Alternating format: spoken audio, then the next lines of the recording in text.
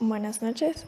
En este espacio yo les hablaré sobre lo que es la década de los 80 y los albores de la globalización en Honduras. Mi nombre es Dariela Alvarado Ortiz.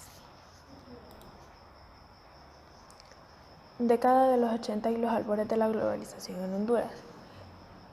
Se dará a conocer un episodio de la historia de nuestro país al identificar hechos relevantes sobre Honduras en la década de 1980. Década de los 80 en Honduras. Década perdida. Década perdida. Término utilizado para designar el periodo de estancamiento económico de un país. Fue considerada una crisis económica y política, esta de gran magnitud. Esta tuvo su comienzo en los años 70 y prosiguió en los años 80 en Honduras y toda Centroamérica.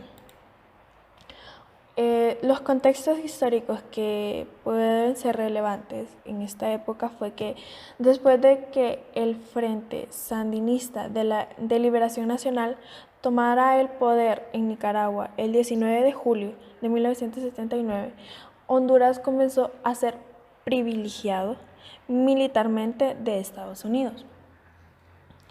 Honduras adoptó la política promovida por Estados Unidos de proteger la seguridad nacional, eliminando las amenazas insurgentes o subversivas observadas dentro de sus fronteras, una política que condujo a la tortura y a la desaparición de cientos de civiles. Estados Unidos construyó bases aéreas en Honduras. Una de las mayores fue la de Palmerola. Miles de tropas de Estados Unidos se establecieron en Honduras. El gobierno de Estados Unidos también persuadió a militares hondureños para que instituyeran una democracia constitucional y entregaran el control a líderes civiles. Factores internos de la crisis económica y política del país durante la década de 1980. Crisis económica causada por desastres naturales, desigualdad social en Centroamérica, represión militar y política contra movimientos revolucionarios, el FMLN, importación mayor que exportación. Como conceptualización, el FMLN es el Frente Farabundo Martí para la Liberación Nacional. Este fue un partido político de izquierda. Fue la principal fuerza política de oposición de El Salvador entre 1992 y 2009. El FMLN se proclamó la primera fuerza política del país tras obtener 35 diputados de los 84 que conformaban la Asamblea Legislativa. Luego de las elecciones legislativas y municipales del 18 de enero del 2009, pero descendió a 31 diputados tras la elección del año 2012 y la misma cantidad de escaños en los comicios del 2015, ubicando como segunda en dicho apartado. Fue el partido gobernante de la República de El Salvador, luego de haber accedido al poder ejecutivo con el expresidente Mauricio Funes en las elecciones del 2009 y nuevamente tras haber resultado electo como jefe de Estado Salvador Sánchez Serén en las elecciones presidenciales del 2014. El FMLN fue creado el 10 de octubre de 1980 como un organismo de coordinación de las 5 organizaciones político-guerrilleras que participaron en la Guerra Civil entre 1980 y 1992.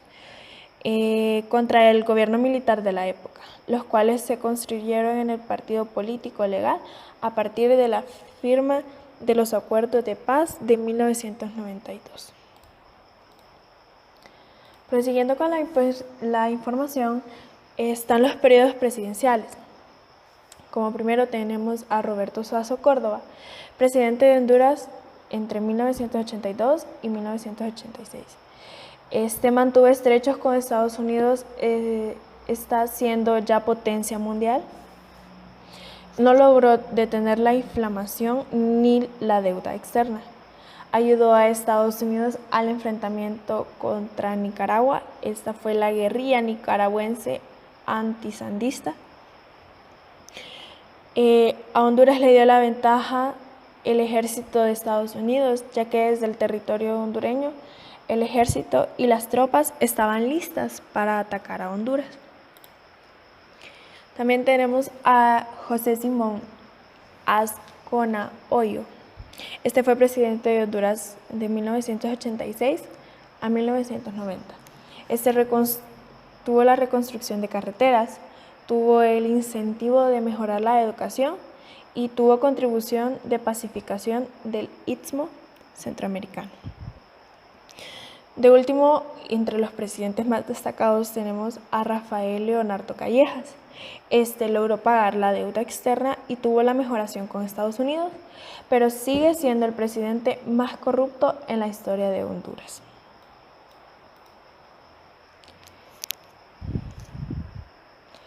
Las desapariciones. Está el patrón de las desapariciones. Como primero dice, las desapariciones que se dieron de manera sistemática ocurrieron entre 1980 hasta 1984, donde se evidencia que las mismas llevaron un patrón definido, así como las tácticas empleadas. Estos crímenes dejan otro tipo de huellas que pueden ser rastreadas. Son crímenes repetitivos tanto por su número como por sus características. Son realizados con similares propósitos. El denominado modus operandi es común. Los secuestros o detenciones ilegales tenían un resultado común.